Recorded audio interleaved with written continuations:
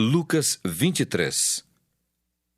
Levantando-se toda a assembleia, levaram Jesus a Pilatos, e ali passaram a acusá-lo, dizendo: Encontramos este homem pervertendo a nossa nação, vedando pagar tributo a César e afirmando ser ele o Cristo, o Rei. Então lhe perguntou Pilatos: És tu o rei dos judeus? Respondeu Jesus: Tu dizes. Disse Pilatos aos principais sacerdotes e às multidões: Não vejo neste homem crime algum. Insistiam, porém, cada vez mais, dizendo: Ele alvoroça o povo, ensinando por toda a Judéia, desde a Galiléia, onde começou, até aqui. Tendo Pilatos ouvido isto, perguntou se aquele homem era galileu. Ao saber que era da jurisdição de Herodes, estando este naqueles dias em Jerusalém, lhe o remeteu. Herodes, vendo a Jesus, sobremaneira se alegrou, pois havia muito queria vê-lo, por ter ouvido falar a seu respeito. Esperava também vê-lo fazer algum sinal, e de muitos modos o interrogava. Jesus, porém, nada lhe respondia. Os principais sacerdotes e os escribas ali presentes o acusavam com grande veemência. Mas Herodes, juntamente com os da sua guarda, tratou-o com desprezo e, escarnecendo dele, fê-lo vestir-se de um manto aparatoso e o devolveu a Pilatos. Naquele mesmo dia, Herodes e Pilatos se reconciliaram, pois antes viviam inimizados um com o outro.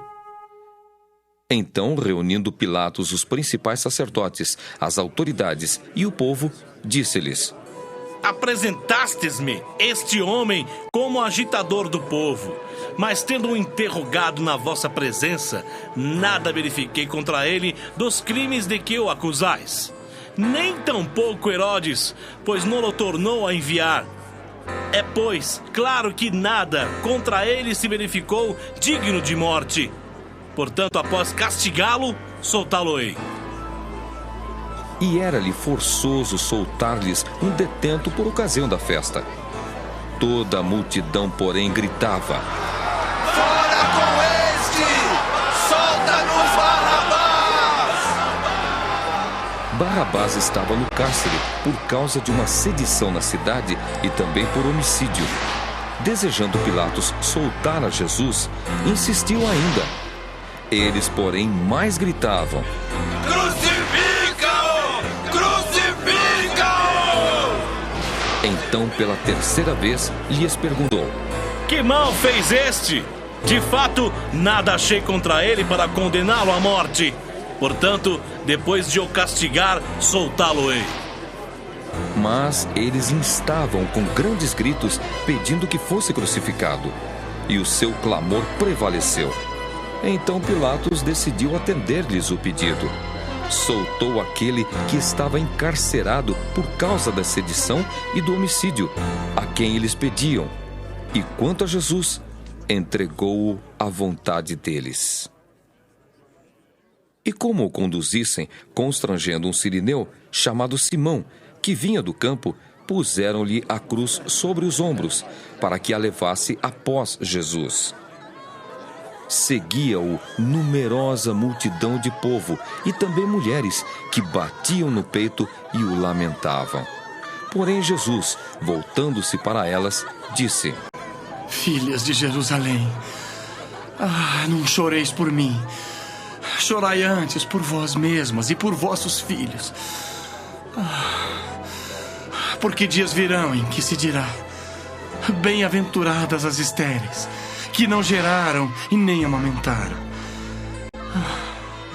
Nesses dias dirão aos montes: Caí sobre nós, e aos outeiros cobri-nos. Porque sem lenho verde fazem isto, que será no lenho seco? E também eram levados outros dois, que eram malfeitores, para serem executados com ele. Quando chegaram ao lugar chamado Calvário, ali o crucificaram, bem como aos malfeitores, um à direita, outro à esquerda. Contudo, Jesus dizia: Pai, perdoa-lhes, porque não sabem o que fazem. Então, repartindo as vestes dele, lançaram sortes. O povo estava ali e a tudo observava. Também as autoridades zombavam e diziam: Salvou os outros? Assim mesmo se salve, se é de fato o Cristo de Deus, o escolhido. Igualmente os soldados o escarneciam e, aproximando-se, trouxeram-lhe vinagre, dizendo: Se tu és o rei dos judeus, salva-te a ti mesmo! Também sobre ele estava esta epígrafe, em letras gregas, romanas e hebraicas: Este é o rei dos judeus. Um dos malfeitores crucificados blasfemava contra ele, dizendo: Não és tu, ó Cristo? Salva-te a ti mesmo e a nós também. Respondendo-lhe, porém, o outro repreendeu-o, dizendo: Nem ao menos temes a Deus, estando sob igual sentença.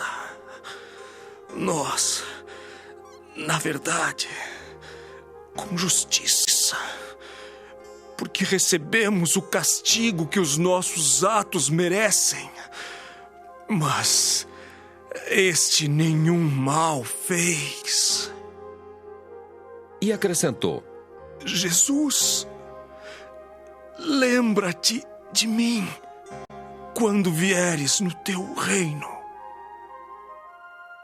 Jesus lhe respondeu: Em verdade te digo que hoje estarás comigo no paraíso. Já era quase a hora sexta, e escurecendo-se o sol, houve trevas sobre toda a terra até a hora nona. E rasgou-se pelo meio o véu do santuário. Então Jesus clamou em alta voz: Pai, nas tuas mãos entrego o meu espírito. E dito isto, expirou. Vendo o centurião o que tinha acontecido, deu glória a Deus, dizendo: Verdadeiramente, este homem era justo. E todas as multidões reunidas para este espetáculo, vendo o que havia acontecido, retiraram-se a lamentar, batendo nos peitos. Entretanto, todos os conhecidos de Jesus e as mulheres que o tinham seguido desde a Galileia permaneceram a contemplar de longe estas coisas.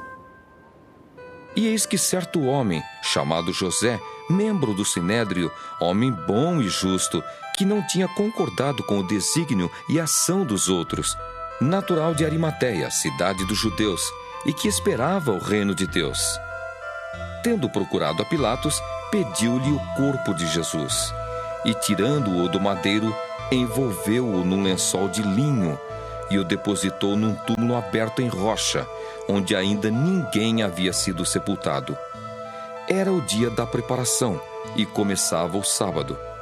As mulheres que tinham vindo da Galiléia com Jesus, seguindo, viram o túmulo e como o corpo fora ali depositado. Então se retiraram para preparar aromas e bálsamos. E no sábado descansaram, segundo o mandamento.